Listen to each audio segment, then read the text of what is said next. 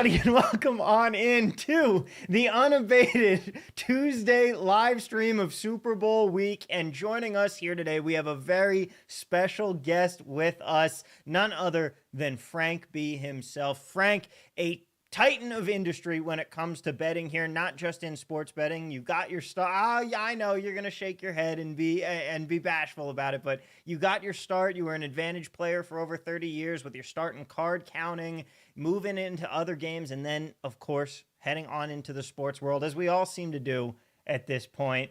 And to call you a respected bettor isn't really doing it all justice. Both sides of the counter, you are very well known to people who are in the know. And in fact, you even once won a house in a sports betting contest over with Stations Casinos and a handicapping contest there. Man, that is some payout prize, but an absolutely fantastic career. And you are here today to talk, of course, with Captain Jack and Rufus Peabody, two men who at this point on this show really need no introduction. But needless to say, gentlemen, this is a very sharp room when it comes to some Super Bowl bets, and we're going to be talking about a lot of them today in the prop market, especially because it is officially Super Bowl week here. I know in our pre-show, right up until game time here, you guys were talking about some of the bets that you already have down, some that you're going to be getting down later on this week, and we are here to go over all of that and more this week. Frank, how are you doing today? Well, first off, Tom, thanks for the kind words. Today's a long day. I've been up since, believe it or not, 1:30 a.m. Pacific time, and this is going to be Miller time after this. But thanks for the kind words, and I'm glad to be with you guys. We are happy to have you here. Jack, Rufus, how are you guys feeling? Rufus, I know that you are starting to get ready here, even changing up the facial hair now. Are you sure that's not a risk week of? You're Baker Mayfielding it on us. Yeah, I thought it was time to trim, and then sometimes when you're shaving, you kind of like try something out. You're like, I'll leave this here just on the way to no facial hair, and I just decided I'd stick with it. It's a risk, but I'm a gambler. We need that on a t-shirt. We need it just with the mustache silhouette, and it's a risk, but I'm a gambler. That's good. Yeah, I shaved completely today. I'm the odd man out today, but that surprised all of us when Rufus showed up like that. Tom, I got to tell you though, I'm looking forward to this episode. I'm taking notes as we go. These are two guys that I learn a lot from every time I talk to them. So, I'm here just to kind of fill a corner on the screen, but I'm going to be learning stuff as well. I'm envious of your ability to take notes here because I gotta shuffle around everything. I gotta make sure the stream's going right. I gotta be checking out comments. So I'm gonna have to compare notes with you afterwards, Jack. But let's get right into it here. Frank, how many Super Bowls is this in Vegas for you now? Well, I will admit that I've lost count. I moved here in the early '90s and got into Super Bowl betting. It's been over 20 years. And, it's always been primarily in Las Vegas, although the last few years it has been moving around the country because things change. I mean, it used to be, it started here in Vegas, and that's when you got the first crack, but that's not the case anymore. So I ended up in Vegas this year. So it's definitely 20 plus years. And you make a good point there saying that it's no longer the case that it all begins here in Vegas. I know you and I talked on prop reveal night last Thursday at the Westgate about how numbers the Westgate is no longer the be all end all of opening numbers because other books, DraftKings, FanDuel, they've had their lines out since Monday right after the conference championship games. How is it that technology and to a later extent, the new states with sports betting allowed, how has that changed the game here? How far have we come from the days of having to make the grueling runs around town to go and get all your bets down? And how has it changed your approach? Well, yeah, I certainly remember the grueling runs, and that was when I first became acquainted with Rufus, because we would end up, first off, you started at Westgate, and then you'd end up, the race used to always be, who could be first at the highest number of places. Maybe there was 13 or 15 or 17 places throughout the state. And you would be lucky if you got first, well, in my eyes, like 5 or 6, if you got first crack. And when I mean first crack, you would literally be at the window with the sheet with your numbers partially or almost completely memorized, and you just start rattling off bets. until you were done. It wasn't the systematic way that they did it at the Westgate, where, 2 bets and back of the line. So it was really, the race was on. And I remember, and I heard that Rufus didn't remember this one.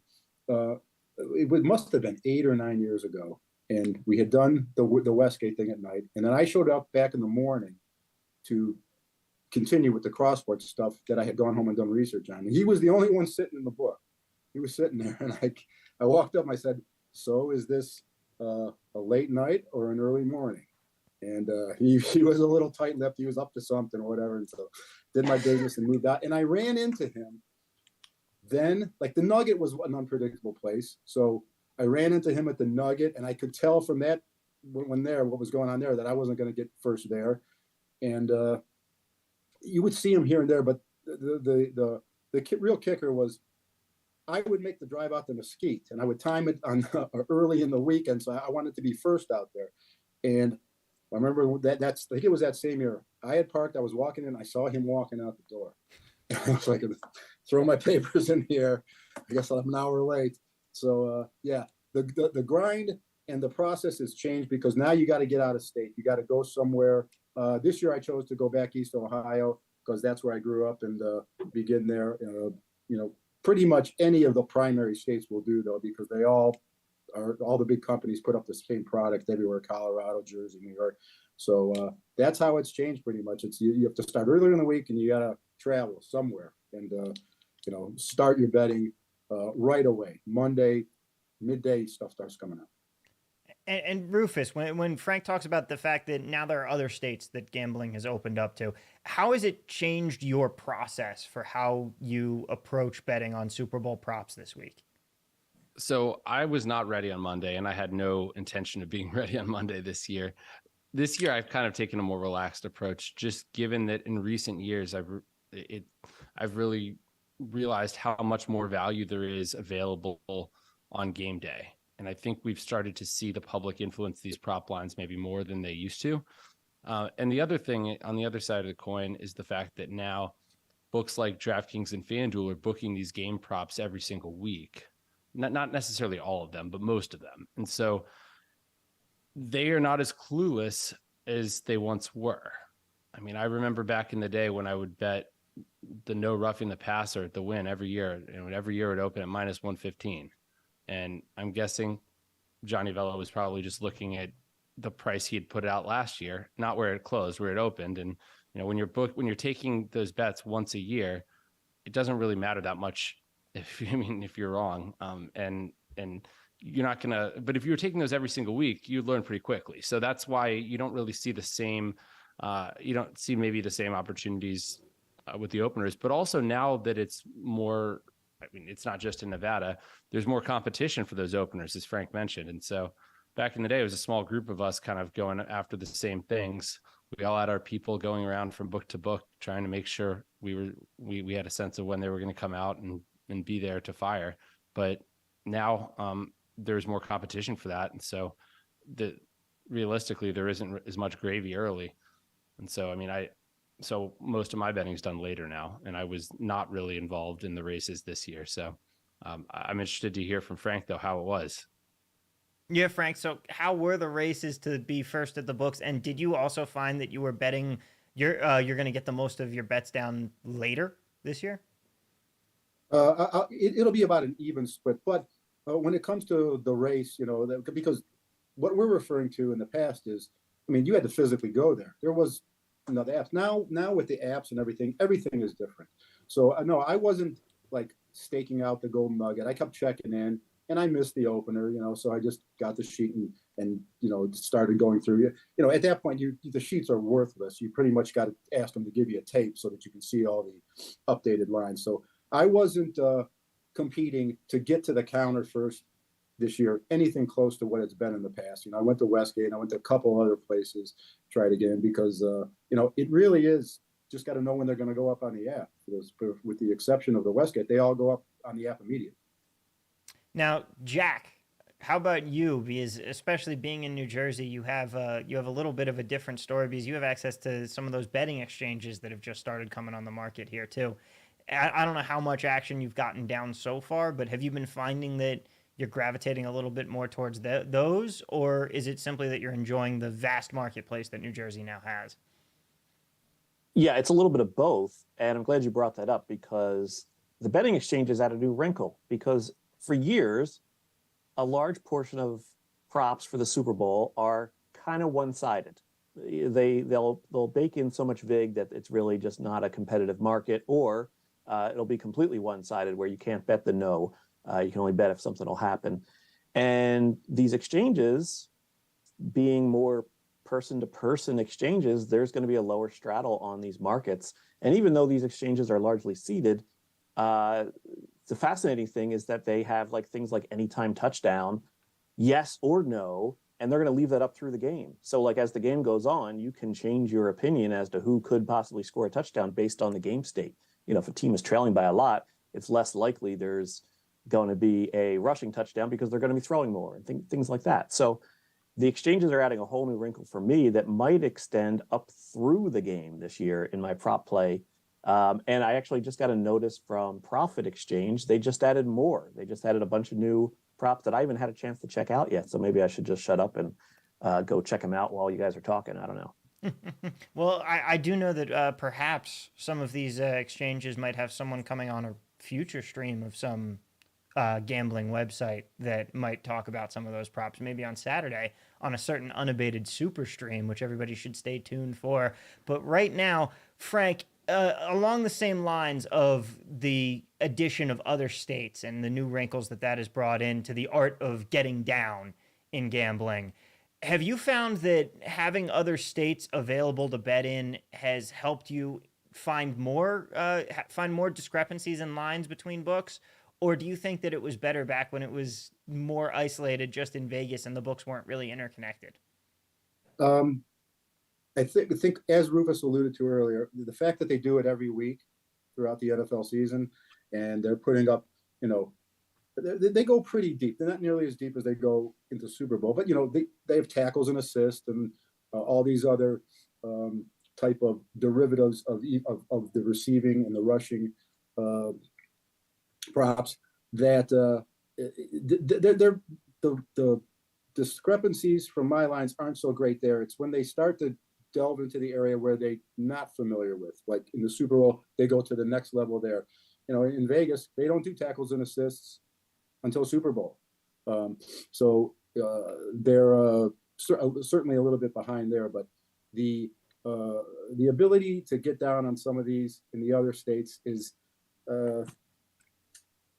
it's you know, it's just more, it's more volume. It's just more stuff to bet. So I don't find that it's much different than it has been the last couple of years. It is what it is. I mean, some of these accounts, you need help to get down, and you know, you just do what you have to do. Oh man, sorry. All good. Now, for both of you here, my next question for you would be: do you still get excited for this time of year? Like, this is it's the Super Bowl. There's still a gravitas that comes to it. It's the New Year's Eve of the betting calendar, as Captain Jack put it in a meeting we had earlier today. Is it still exciting for you guys? Do you look forward to this time, or is this, oh, it's crunch time, I have a lot of work that I need to get done? Although, Rufus, you didn't even really decide to bet it until late.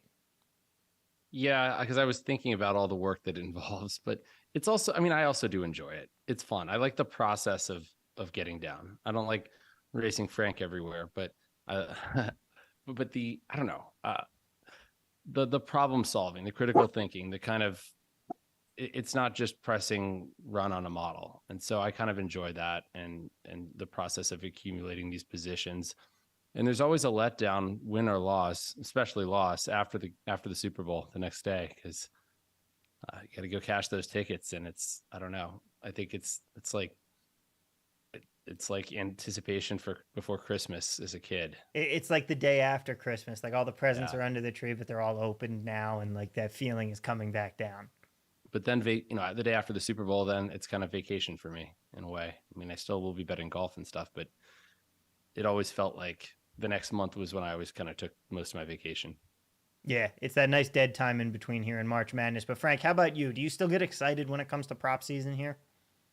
Yeah, I do. I mean, because there's sort of a ramp up through the NFL playoffs, and you're getting prepared for it. You're having more opportunity to bet more, you know, of this type of stuff, and yeah, and it does. The climax is with the Super Bowl, and the day after, it would be sort of like the day after Christmas. But like Rufus, I've historically gone on vacation right after this. It was, definitely a good period through the rest of February. Put just about everything aside and just take off for a while.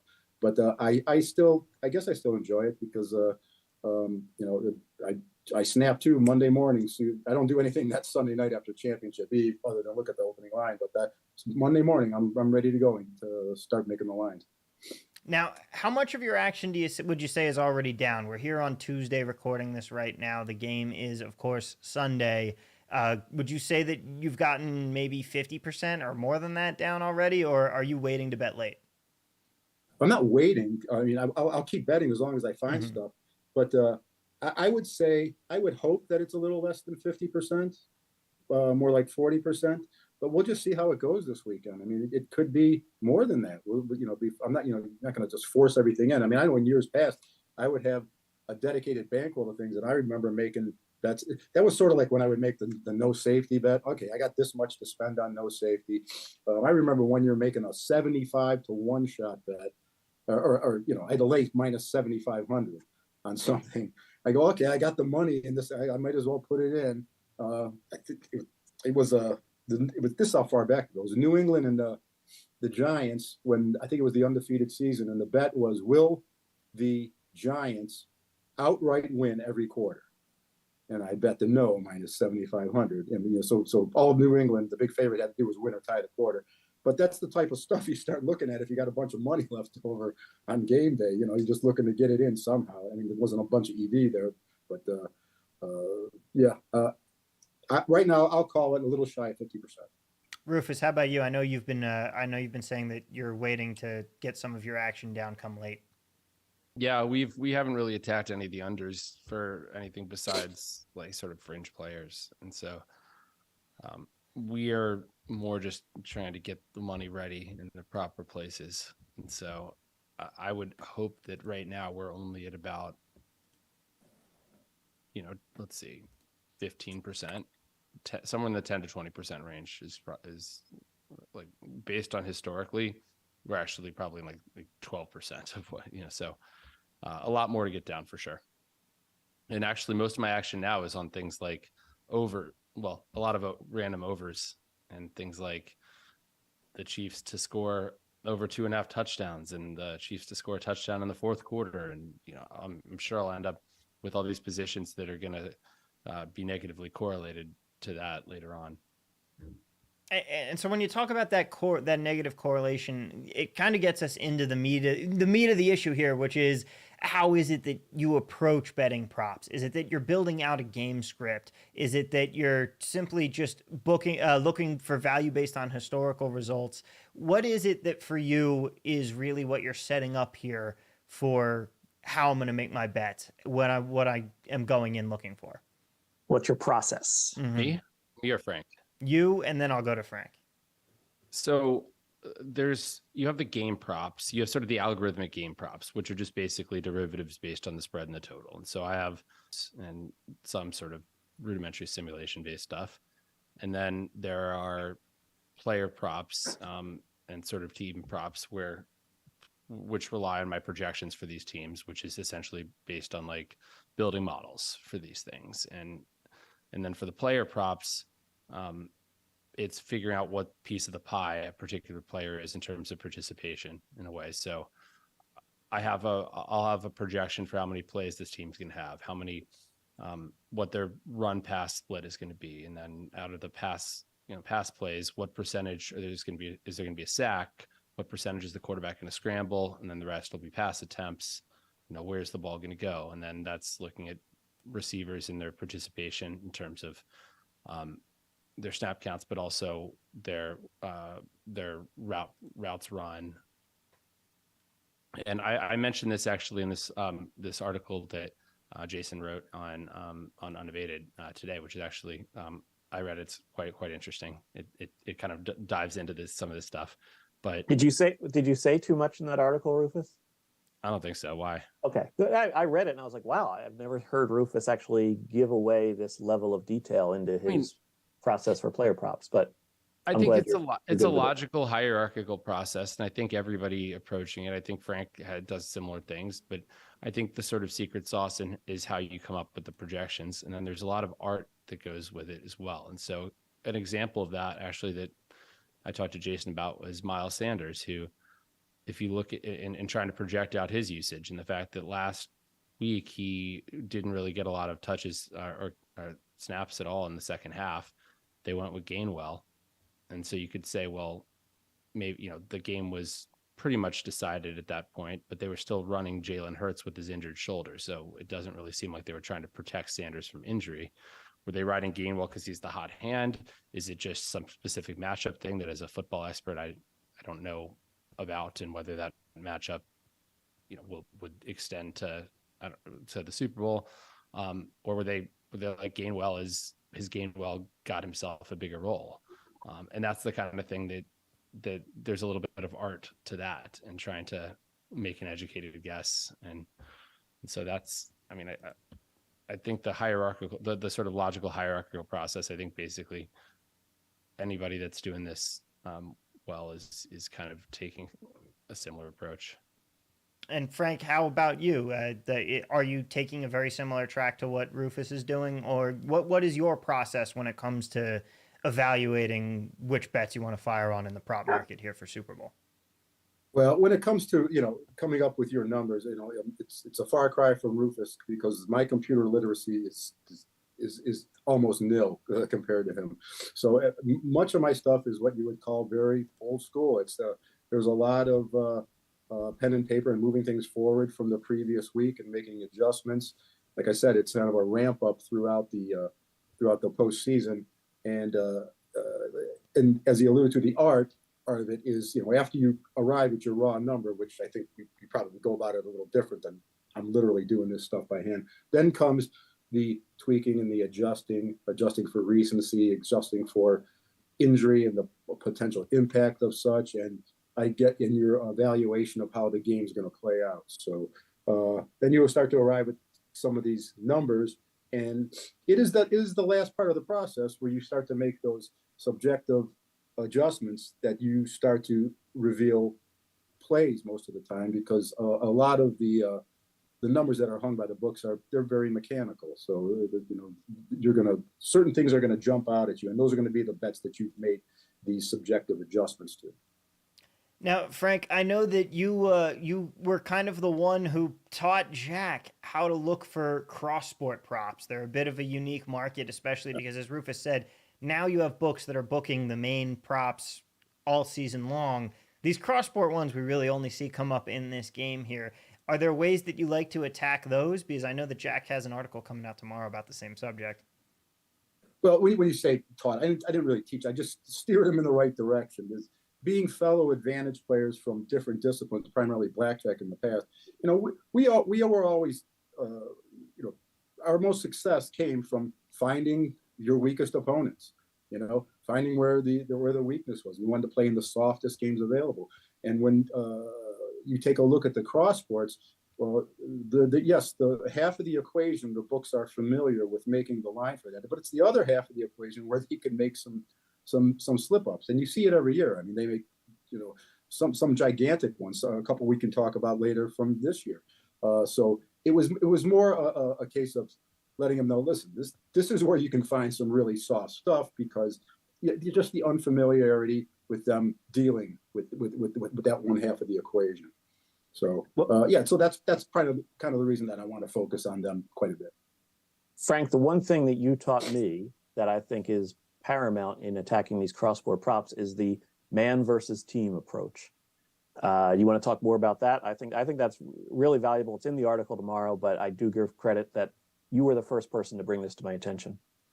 Well, yeah, and it's kind of common sense, because when you're a disciple of the betting player props under, which you should be, and it's not as valuable as it was in the past, where you could almost blindly bet every player under in a game and you kind of come out ahead.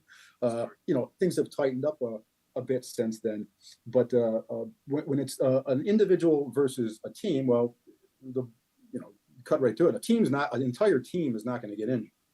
An entire team is not going to get sat down for whatever, thrown out of a game, lose his opportunities. In other words, his touches due to game script. It's a running back and things aren't going well for the team they're behind, and just not going to be that many runs going forward.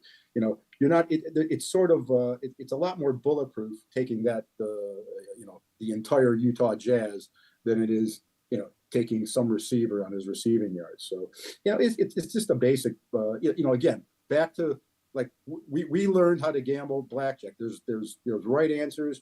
There's one right answer, and the rest of them are usually wrong. And there's a basic strategy to follow for that game. And so it's sort of like developing a basic strategy for betting props. A whole team is much more dependable than one individual. Right. So you're always going to be slanted towards looking for a single person to go under and a team to go over. It's usually comparing the two. So I go through every year and I kind of circle the ones that are man versus team. I do the same. Yeah. Those are the ones that I'm probably going to be slanted towards the man going under, the team going over. And there's a few this year that I really liked, and I bet them, and I hope they're going to turn out all right. Now, how about some of these props that you guys do like this year in the Super Bowl? Anything that we can share with the audience here? And by the way, to our audience live on stream right now, if you guys want to ask questions as well, feel free to send them in. We'll fire them off here during the show. I am checking the comment section to keep track of them for y'all, and be sure to fire them away. But right now, Frank, anything you have your eye on that you want to share with the audience, or that you can share at this point? Well, if we're talking in the cross-sport category, I'm still kind of waiting to hope some of these other books put them up, either their own, but more likely copy what's going on. But there are a couple that have been interesting so far, and that basically are all over with. We can talk about a couple of them. One being, Rufus, did you notice the at Westgate, the Curry points versus Mahomes pass completions prop? I haven't looked at a single cross-sport prop. Okay. So I'll tell you my process when it comes to the cross-sport props is after we leave the Westgate, I go home and I start from the bottom of the page and work my way up with the thinking that if anybody's doing similar, they'll probably start at the top. And if I find something really good, I may get the first number. I get a pristine number. So I started at the bottom. So lo and behold, at the top were the NBA props. And I had somebody contacted me and they go, Frank, I think I like this one a lot. In fact, I bet it. But let me know what you think. What should the line be on this? But I think it's real good. And it was Steph Curry plus 4.5 points versus Patrick Mahomes pass completions. And I go, well, okay, that actually don't sound right to me. I think maybe you read the prop wrong. Can you check and make sure it's not like something like longest completion? Because Curry averages 30 points a game, just over 30 points a game. And the line on Patrick Mahomes pass completions is 25.5 at the time, now up to like 26. So it should be Curry minus, not Curry plus. And he said, no, I just bet it. I went and I looked on the app, and sure enough, it had moved a point after the guy bet it. So I told him, and he's going, wow, this sounds like a good bet. I think I figured something. I go, this is what happened. They flip-flopped it. They got flip-flopped in the input process. I go, this is what they meant. So this was, for all intents, this is an error on their part that they haven't caught, and nobody has apparently caught because you got the first number on it. And this is, and herein is the value of these cross sports. When we walk into the Westgate and look, everybody's prepared for everything that's on that board.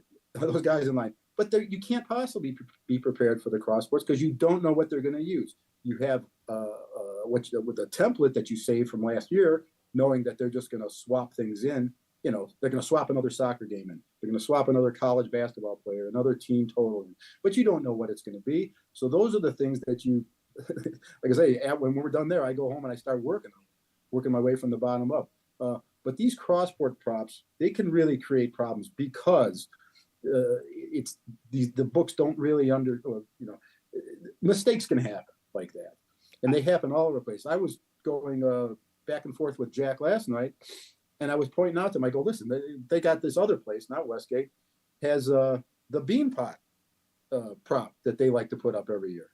A lot of people don't even know what bean pot is. It's a 4-team kind of mini college hockey tournament for the popular teams in the Boston area. And they matched up the bean pot total goals in the 2 games that take place Monday with Boston Scott rush yards plus a half. And I thought to myself, wow, what a clever thing to do. They matched the Boston event with a player that's Boston Scott. Okay. But what's not so clever is they didn't input the proper start time for the bean pot. And I'm sitting there watching the hockey game go on. Oh, they got 4 goals in the game. And the bet's still open for betting. As a matter of fact, they let both games go get played to completion last night. And I woke up this morning and checked it, and the bet is still available. It was still available this morning. I haven't checked it this afternoon or afterwards. But, that's the type of troubles they can run into with these cross-sport things. You have different start times, played on different days.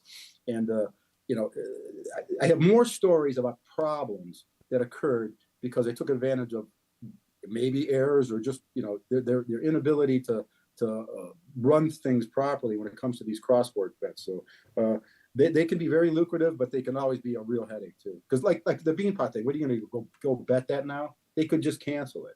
You don't know if they're going to cancel it, even though the final outcome for the goals was not much off what the handicap line would have been. So it was almost like giving Boston Scott a few extra yards that he has to make. They literally could leave that up, but it could have gone a little differently. It could have been, a pretty good bet. I will say some bad news for you on the Steph Curry one. I'd imagine that's going to get voided since he's out for a while. That's karma hitting because, of course, the next day Steph Curry comes down bad on his leg and he's out till the All-Star break, so they don't have to deal with that bet now. Yeah, it's just a cancel. Yeah, no, yeah, believe me, yeah, we were very aware of it. Yeah, and the other point on that Boston versus Boston prop is Frank saw this in Nevada. And while I think that if you see that prop in New Jersey, you could probably play it in Nevada, those books know, they'll cancel your prop and your bet, and you don't really have much recourse. So, yeah, it's one of those things that it's not worth torching your account over that prop, especially since the end result of the goals in the bean pot were right about in line with what the projection should have been anyway.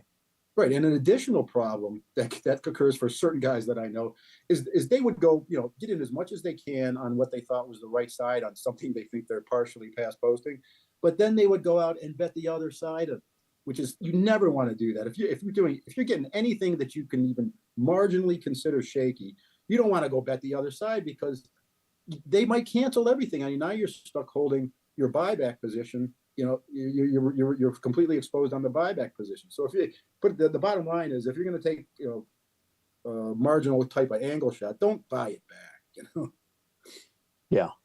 So one prop that I saw, or since we're talking cross-board props, Jack, real quick before you get into that, Nick Mulville in the chat says there will be 2 more Bean Pot games played on Monday the 13th, and apparently it specifies those 2 are the ones that are going to count. Is that right? Yeah. Well, according to Nick. Okay, because we were sitting there watching it. It said it didn't really have it. It said the bets that take the games that take place Monday. Okay, so there you go. Again, more confusion with these games because they play 2 Monday games this week, and apparently they're going to play 2 more Monday games next week. There you go. And that brings up a good point. Is there's always grading controversies with props, Super Bowl props. I mean, it's just a ton of grading controversies. Rufus, you have one?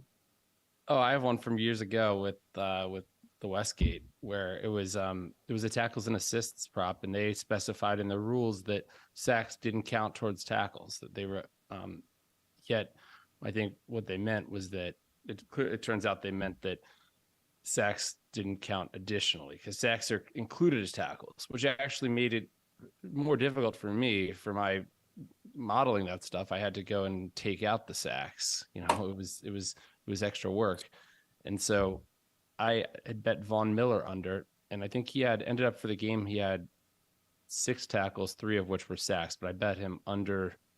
It was under 3 or under 3.5, and I expected that would cash, and it did not cash. And Jay and I had a long discussion about it, and they worded differently now. It was not enough for me the prop wasn't enough for me to want to go to gaming about it or anything like that. But the win, actually, I had the same bet at the win, and then I literally told them, look at your wording. These are, look, here's the play-by-play, and they actually, I think it was a push. The bet would have been a push rather than a win, and they refunded that. But I think they all changed their wording after that. Yeah, that's confusing. Yeah. No, well, just like the Beanpot thing. I mean, when I ran it by my college hockey guy, I go, man, he goes, the Beanpot's going on right now. What are they doing with the bet up? So again, more confusion caused by these once a year type bets, you know. Mm-hmm. Now, Jack, before I cut you off there, you had something. Yeah, I was going to mention I was talking to our premium live stream earlier this weekend. I was talking about cross-board props, and I was going through the Westgate packet. And the walking injury report in the NBA, who am I talking about when I talk about the guy that's always on the injury report? Anthony Davis, right? Well, they have him matched up against total points scored by the Kansas City Chiefs. The Chiefs are actually getting 12.5 points against Anthony Davis's points and rebounds in a game. I think it's against the Warriors on Saturday.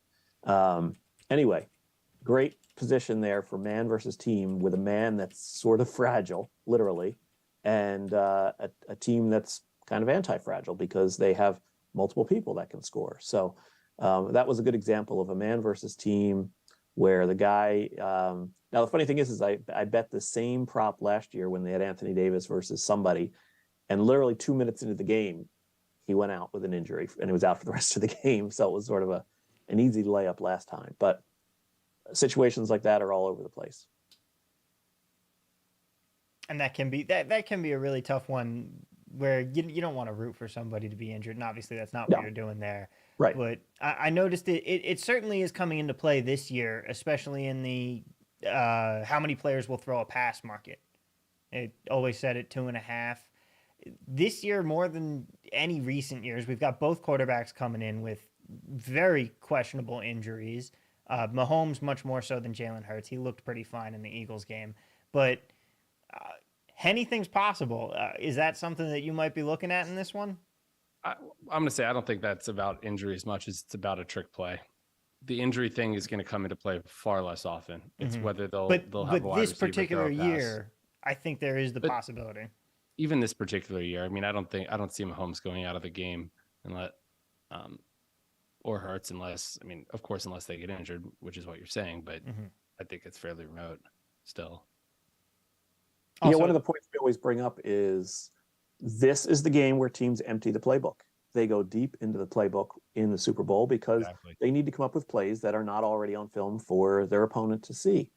And the important thing to remember when we go deep into the playbook is those trick plays could take away a potential target for another player that is more frequently used. So there's two effects there. There is the effect it has on things like this, how many players will attempt to pass, but there's also an effect on,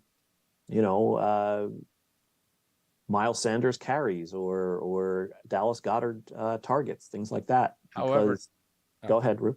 I was going to interject. There's competing effects though as well. The Super Bowl, there's fewer penalties called typically, and so that's going to actually mean more offensive plays typically also.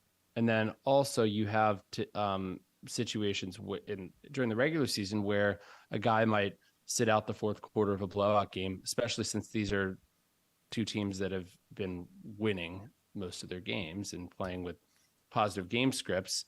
And so essentially the star players are going to get a little more usage than they otherwise would if you just look at their strict average because of those situations where they were being rested in blowout games. And so those effects are towards an over, which kind of sucks as someone who wants to be playing unders. Yeah. The other thing I was thinking in terms of the Super Bowl game is we also have the situations where a lot of teams are playing a little bit more aggressively and not only going deeper into the playbook, but then also kind of coming up with different schemes that possibly haven't been shown on film before, and how that could affect potentially the targets that you would normally get in a game. Do you find, and I guess this is both to Rufus and to Frank, do you find you ever watch a Super Bowl and the light bulb goes off and you go, why didn't I think that this was a possibility? That happens every game. Yeah, the Super Bowl it seems like it's almost never a regular game. I think last year was more of a regular game than any in the recent past, at least just from anecdotally. We've also been blessed with a lot of really exciting Super Bowls the last several years. The last particularly blowout Super Bowl we've had was the Broncos Seahawks game, and then of course there was the Rams Patriots game that everybody derides as being boring, which was Greatest I'm sure Super Bowl ever.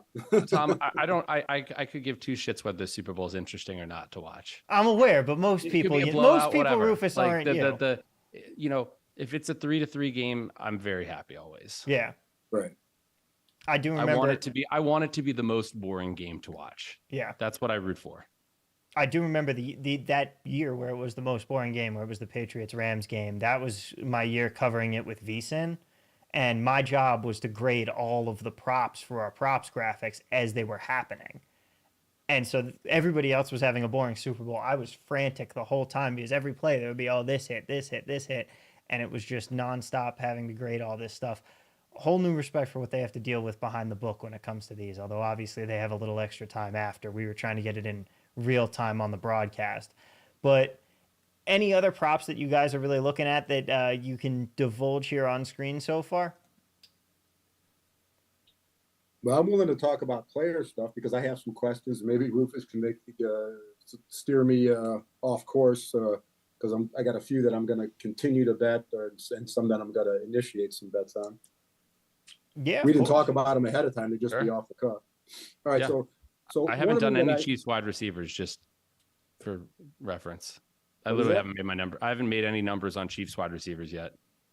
Oh yeah, they're tough. Especially Tony's tough to make a number for because he's really doesn't have anything to base it on. I mean, Scantling and the three that came out, they come out yesterday morning or the night prior, whatever they did.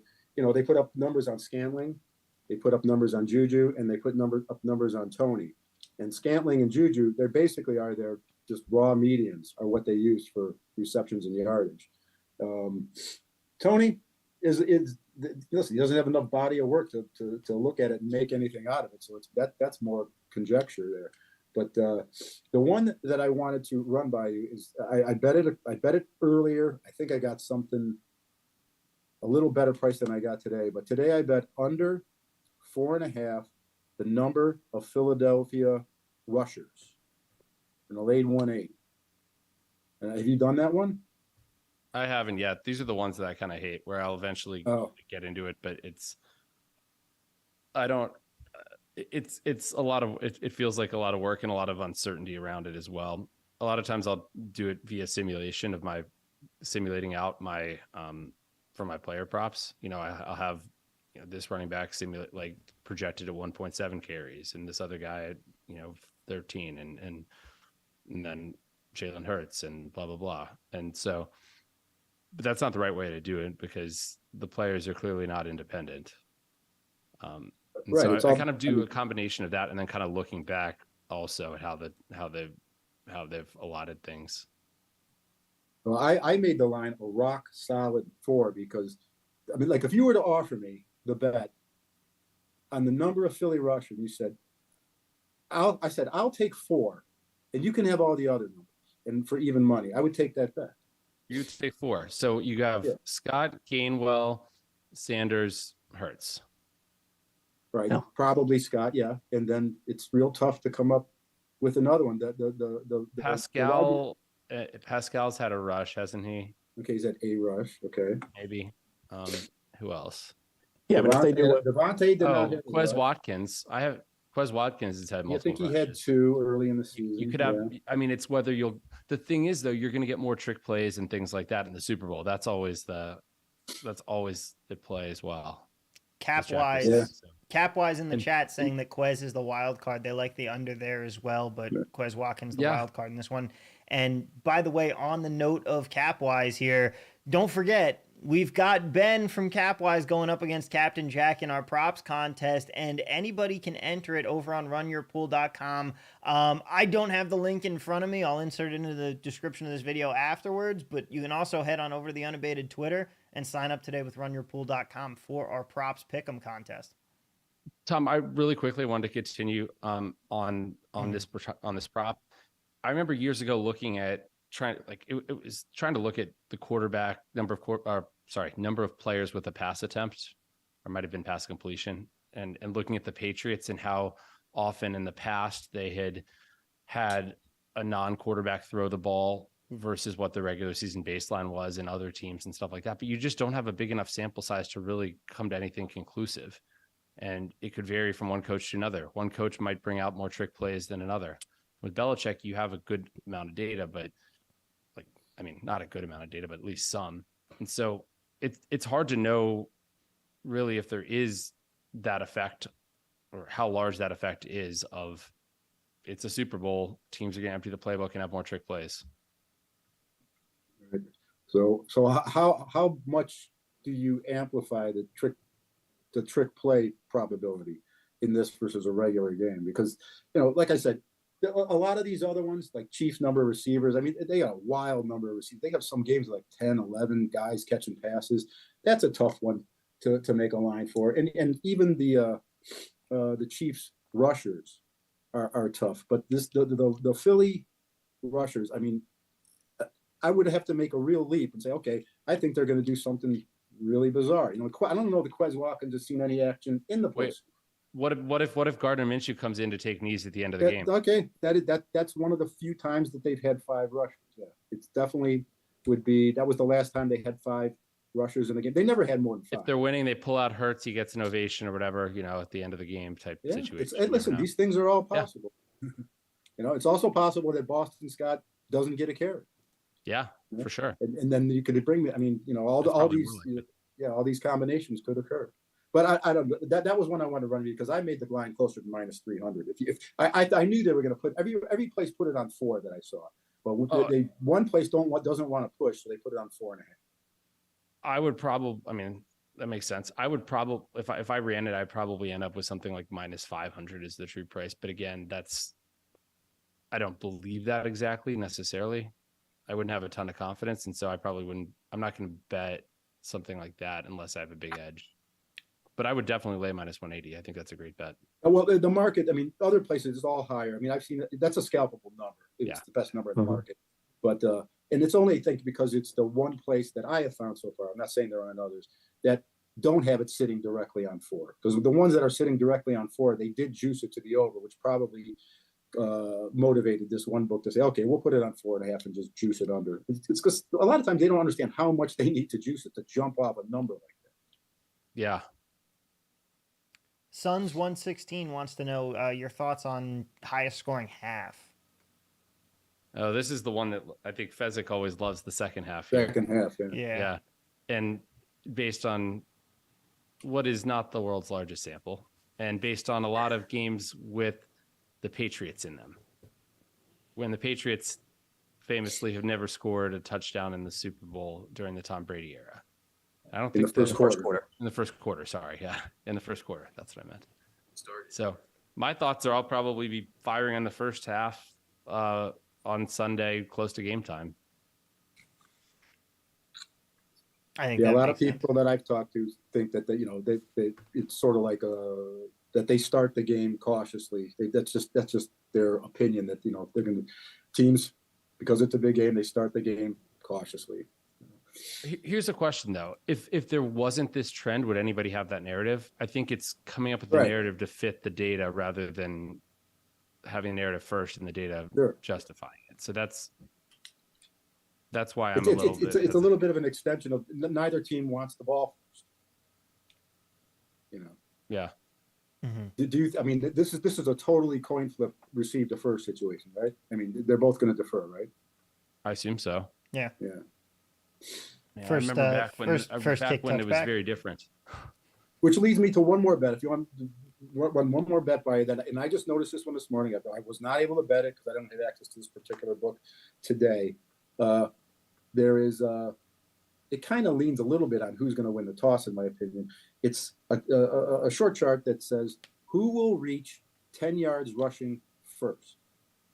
And the two favorites are Sanders at somewhere around plus $150, followed by Hurts, not far behind him, plus 165, followed by Pacheco at plus 290. And when it's only 10 yards rushing, I mean, it's kind of the biggest variable there is who's going to get the ball first. Hurts tends to get more of the first quarter carries. I mean, not Hurts, sorry, Sanders.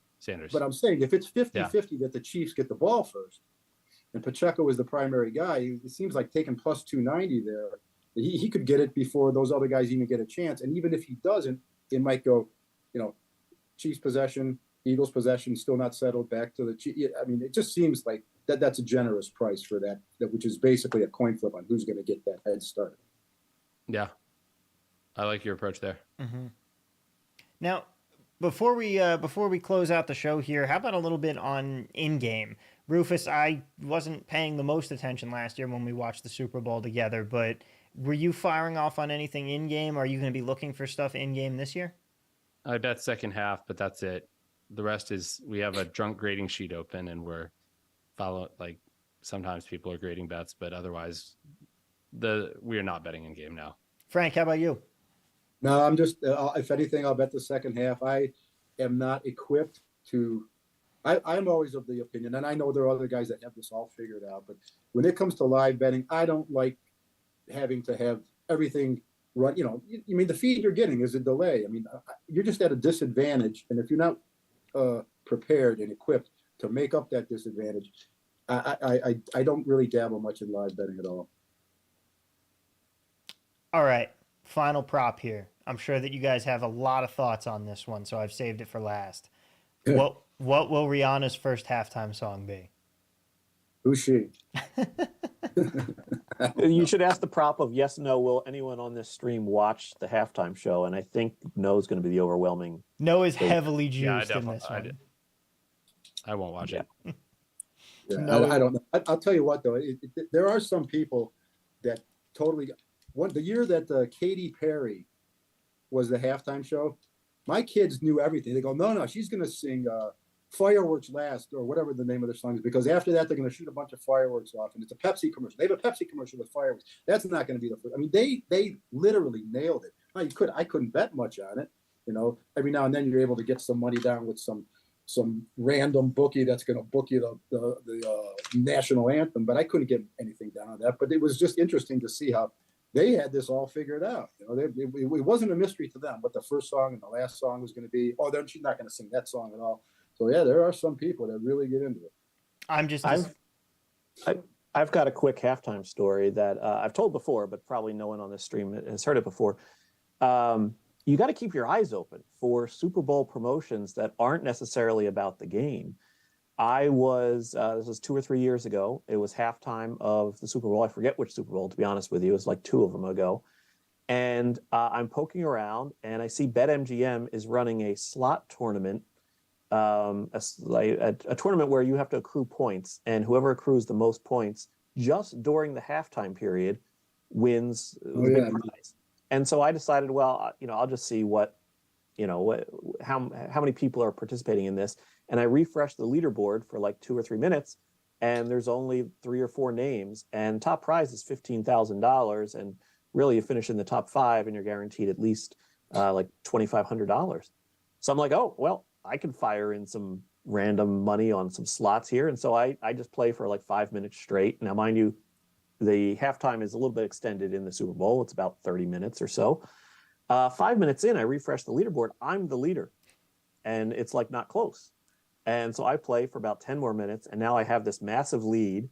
And then I stopped, and I just kept refreshing, and no one caught up to me. And I won $15,000 because I was alert enough to look around and see that they're running this promotion just during the halftime. And I guess nobody else was really paying attention and saw it. And I think, by the way, I lost like $60 in going for that, putting in enough action there for the slot promotion. And of course, then the prize was $15,000. So it pays to keep your eyes open, and maybe it pays to not watch the halftime show.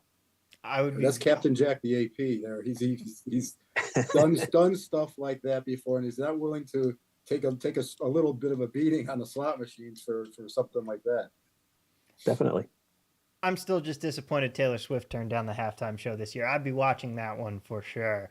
But ladies and gentlemen, thank you so much for being with us here today, watching the stream. If you're listening to us back on podcast or on the replay of the stream, we appreciate you. If you are on the YouTube channel, do us a favor real quick. If you're not already a subscriber, make sure you hit that button. And the YouTube algorithm, they make me do this spiel for you now. Click the notification bell too. Click the little alarm bell. It'll tell you when any of our new videos go up. It'll tell you when we're going live. If you're listening to us on the podcast version, don't forget to give us that 5-star rating and review. We really do appreciate it. It does actually help the algorithm. It helps get us shown to more people and show up higher in the search bar. It takes only a few seconds. We would really appreciate you helping us out with it. And as always, thank you so much for listening and watching and being here, submitting your questions. Frank, thank you so much for joining us here today.